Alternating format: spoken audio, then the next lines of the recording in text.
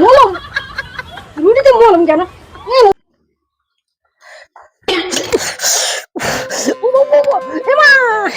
মারে বাবা, বাবা কই গেলি রে? ছুটি হয়ে বাবা। আচ্ছা মা কি? হ্যাঁ মারে কি জ্বালা করছে মারে। কি করে পুড়ে গেল? মারে পুড়ে গেছে রে তরকারি। জল আনি জল। জল জল দিবি কেন রে মা? জল দিলে তো ফসকা উঠবে, জল কোনোদিন দেয় নাকি?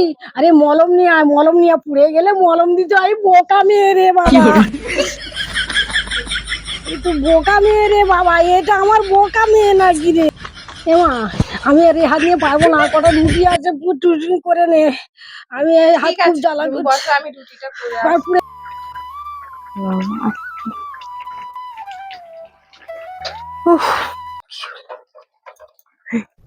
এই বাবা, রুটিটা পুড়ে গেছে, কি হবে এখন? কি করব?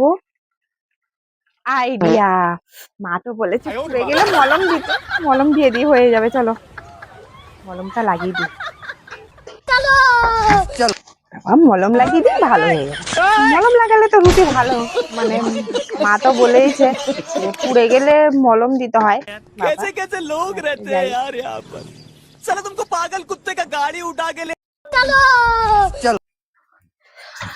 নাও রুটিটা নাও, খেয়ে নাও।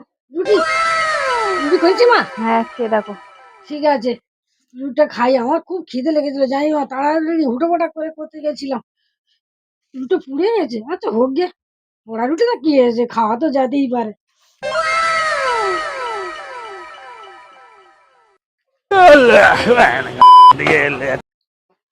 মলম রুটিতে মলম কেন? মলম তুমি তো বললে পুড়ে গেলে মলম দিতে হয়, ওই জন্য তো রুটিটা পুড়ে গেছে, মলম দিয়েছি। ও বাবা, বাপ রে পাগল মেয়ে রে বাবা, কি হরে রুটি পুড়ে গেলে মলম দিতে হয়? কি বাবা, কি পাগল মেয়ে, কি পাগল পাগলা পড়ে গেছে। প্লিজ আমাকে ক্ষমা করে